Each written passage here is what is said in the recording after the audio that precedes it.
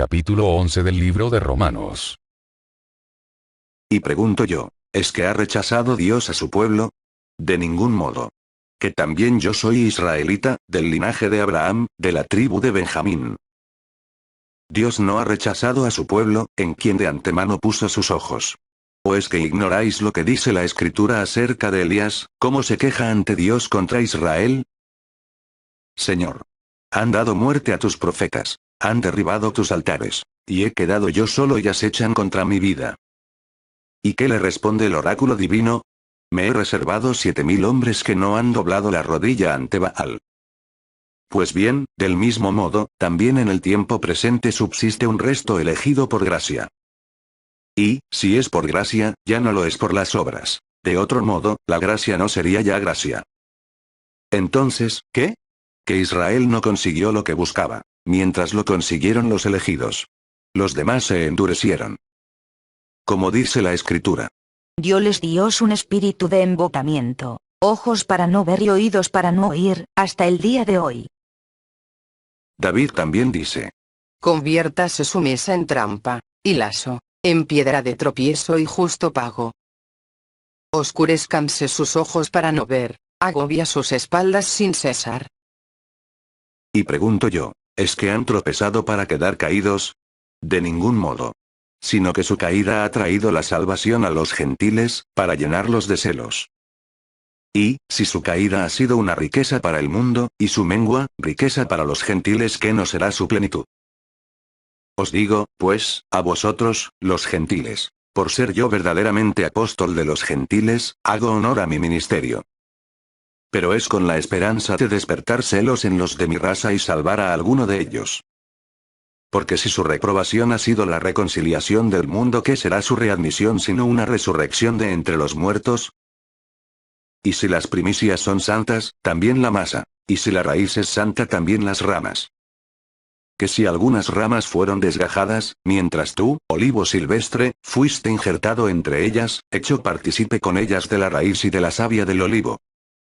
No te engrías contra las ramas. Y si te engríes, sábete que no eres tú quien sostiene la raíz, sino la raíz que te sostiene. Pero dirás, las ramas fueron desgajadas para que yo fuera injertado. Muy bien. Por su incredulidad fueron desgajadas, mientras tú, por la fe te mantienes. No te engrías. Más bien, teme. Que si Dios no perdonó a las ramas naturales, no sea que tampoco a ti te perdone. Así pues, considera la bondad y la severidad de Dios. Severidad con los que cayeron, bondad contigo, si es que te mantienes en la bondad, que si no, también tú serás desgajado. En cuanto a ellos, si no se obstinan en la incredulidad, serán injertados. Qué poderoso es Dios para injertarlos de nuevo. Porque si tú fuiste cortado del olivo silvestre que eras por naturaleza, para ser injertado contra tu natural en un olivo cultivado, con cuánta más razón ellos, según su naturaleza, serán injertados en su propio olivo. Pues no quiero que ignoréis, hermanos, este misterio, no sea que presumáis de sabios. El endurecimiento parcial que sobrevino a Israel durará hasta que entre la totalidad de los gentiles. Y así, todo Israel será salvo, como dice la Escritura. Vendrá de Sión el libertador, alejará de Jacob las impiedades. Y esta será mi alianza con ellos, cuando haya borrado sus pecados. En cuanto al Evangelio, son enemigos para vuestro bien. Pero en cuanto a la elección, amados en atención a sus padres. Que los dones y la vocación de Dios son irrevocables. En efecto, así como vosotros fuisteis en otro tiempo rebeldes contra Dios, mas al presente habéis conseguido misericordia a causa de su rebeldía. Así también, ellos al presente se han rebelado con ocasión de la misericordia otorgada a vosotros, a fin de que también ellos consigan ahora misericordia. Pues Dios encerró a todos los hombres en la rebeldía para usar con todos ellos de misericordia. Oh abismo de la riqueza, de la sabiduría y de la ciencia de Dios.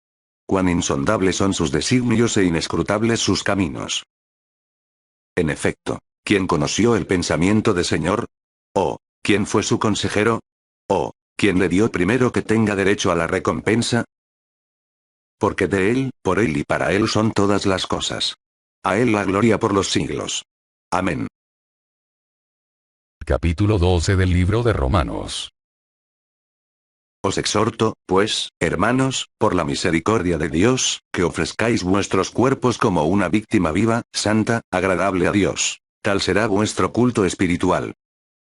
Y no os acomodéis al mundo presente, antes bien transformaos mediante la renovación de vuestra mente, de forma que podáis distinguir cuál es la voluntad de Dios, lo bueno, lo agradable, lo perfecto.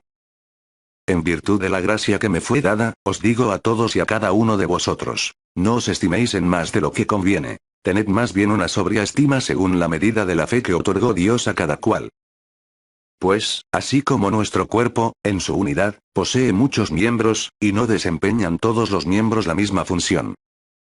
Así también nosotros, siendo muchos, no formamos más que un solo cuerpo en Cristo, siendo cada uno por su parte los unos miembros de los otros. Pero teniendo dones diferentes, según la gracia que nos ha sido dada, si es el don de profecía, ejerzámoslo en la medida de nuestra fe. Si es el ministerio, en el ministerio. La enseñanza, enseñando. La exhortación, exhortando. El que da, con sencillez. El que preside, con solicitud. El que ejerce la misericordia, con jovialidad.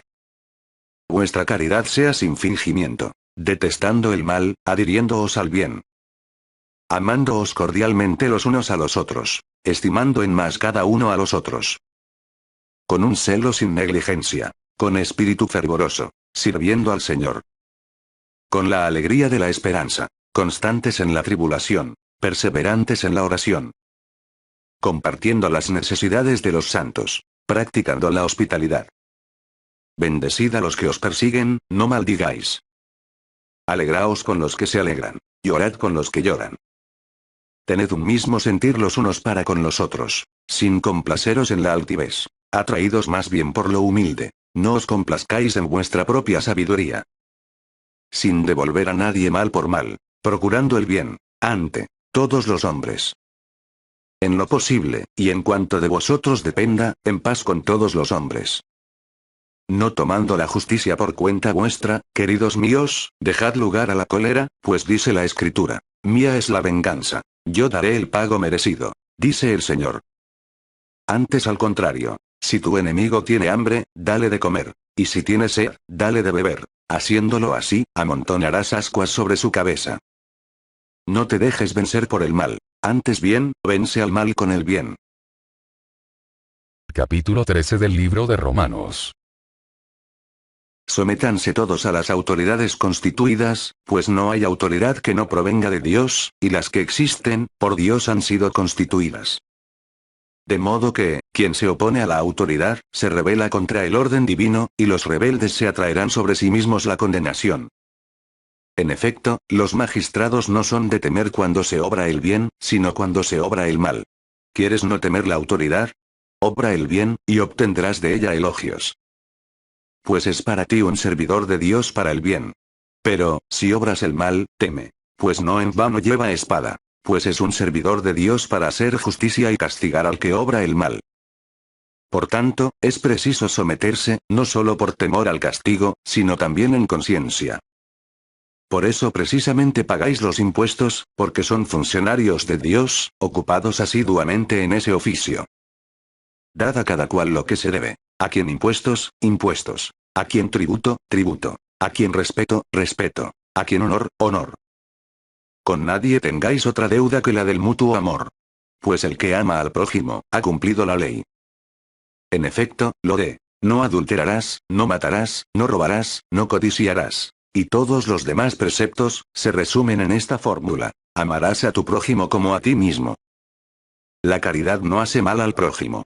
La caridad es, por tanto, la ley en su plenitud. Y esto, teniendo en cuenta el momento en que vivimos. Porque es ya hora de levantaros del sueño, que la salvación está más cerca de nosotros que cuando abrazamos la fe. La noche está avanzada. El día se avecina. Despojémonos, pues, de las obras de las tinieblas y revistámonos de las armas de la luz. Como en pleno día, procedamos con decoro. Nada de comilonas y borracheras. Nada de lujurias y desenfrenos. Nada de rivalidades y envidias. Revestíos más bien del Señor Jesucristo y no os preocupéis de la carne para satisfacer sus concupiscencias. Capítulo 14 del libro de Romanos. acoged bien al que es débil en la fe, sin discutir opiniones. Uno cree poder comer de todo, mientras el débil no come más que verduras. El que come, no desprecie al que no come. Y el que no come, tampoco juzgue al que come, pues Dios le ha acogido. ¿Quién eres tú para juzgar al criado ajeno? Que se mantenga en pie o caiga solo interesa a su amo. Pero quedará en pie, pues poderoso es el Señor para sostenerlo. Este da preferencia a un día sobre todo. Aquel los considera todos iguales. Aténgase cada cual a su conciencia. El que se preocupa por los días, lo hace por el Señor. El que come, lo hace por el Señor, pues da gracias a Dios. Y el que no come, lo hace por el Señor, y da gracias a Dios. Porque ninguno de nosotros vive para sí mismo, como tampoco muere nadie para sí mismo. Si vivimos, para el Señor vivimos. Y si morimos, para el Señor morimos. Así que, ya vivamos ya muramos, del Señor somos. Porque Cristo murió y volvió a la vida para eso, para ser Señor de muertos y vivos. Pero tú, ¿por qué juzgas a tu hermano?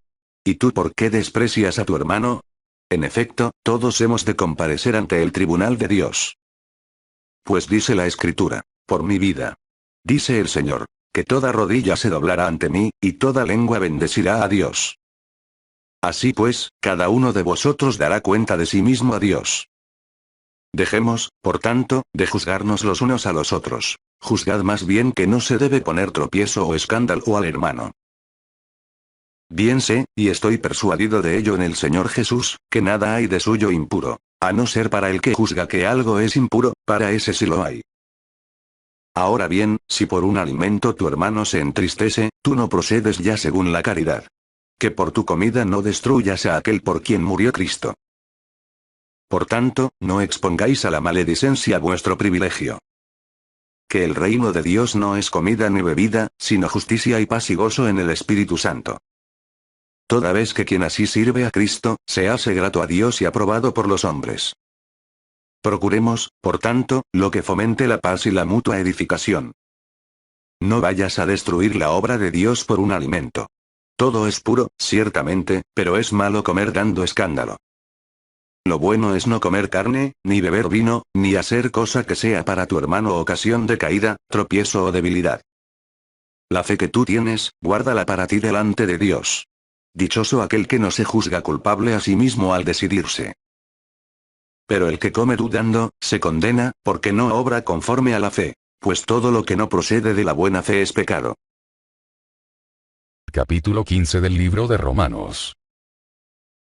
Nosotros, los fuertes, debemos sobrellevar las flaquezas de los débiles y no buscar nuestro propio agrado. Que cada uno de nosotros trate de agradar a su prójimo para el bien, buscando su edificación.